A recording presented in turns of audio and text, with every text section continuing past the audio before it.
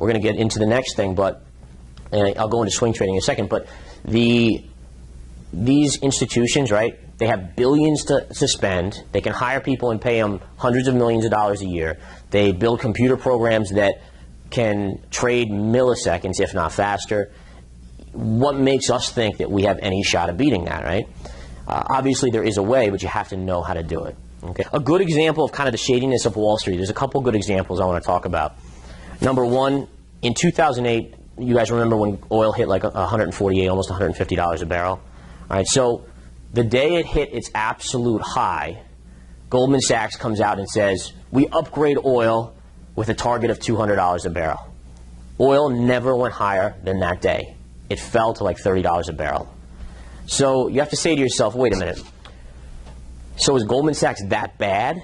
Probably not.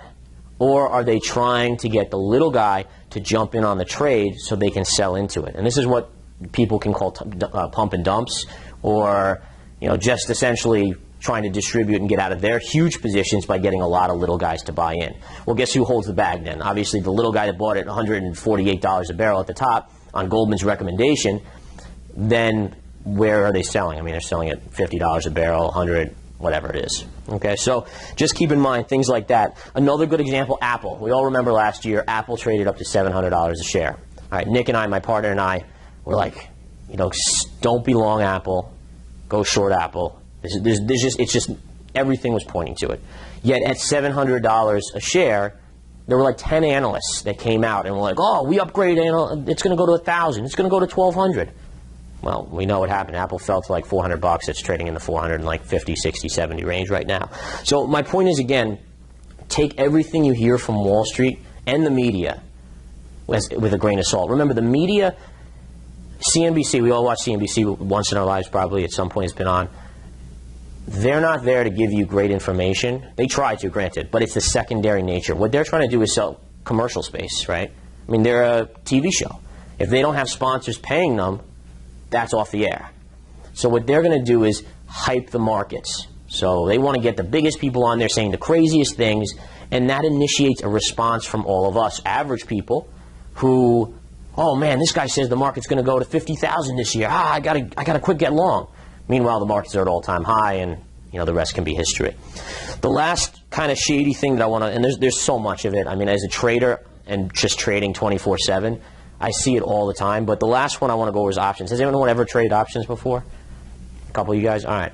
So options are, you can buy a put or a call. When you buy a call on a stock, you're betting it's going to go up. When you buy a put, you're betting it's going to go down. So the institutions sell these things to you. Generally, you do have the ability to sell them, but for the most part, the institutions sell these to the average people. And let's say I bought a $450 call on Apple. So I'm betting that Apple will close above $450. All right. So what you'll see is that if the institutions have these computer programs, they'll analyze where they maximize their profit.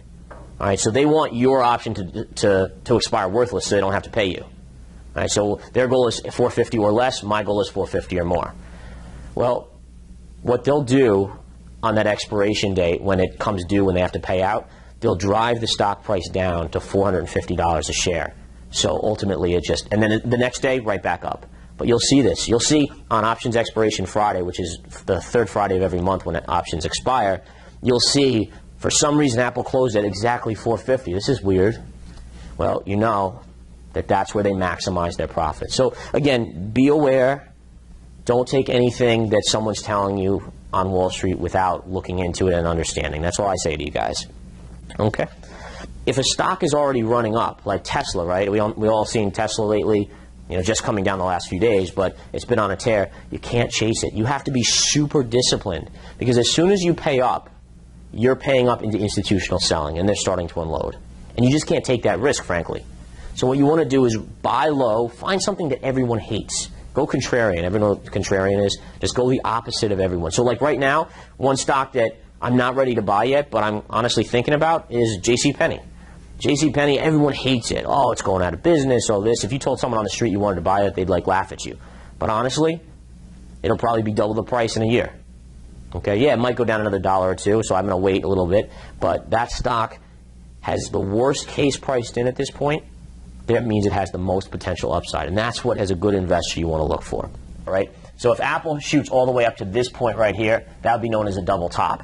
And that's going to be just a natural resistance area. So you would expect the stock to pull off of that.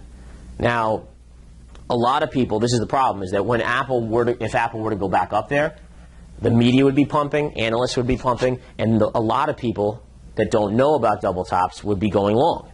And ultimately, they get in at the top, and then the whole cycle repeats, and Apple would fall back down, and they'd eventually sell for a loss. Double bottom, same thing. Double bottom there.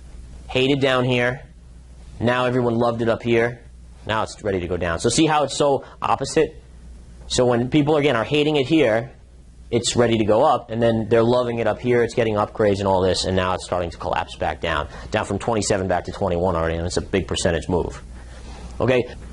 The chart is absolutely the best thing, because the thing with technicals and fundamentals, right? So fundamentals are going to tell you what the history has been.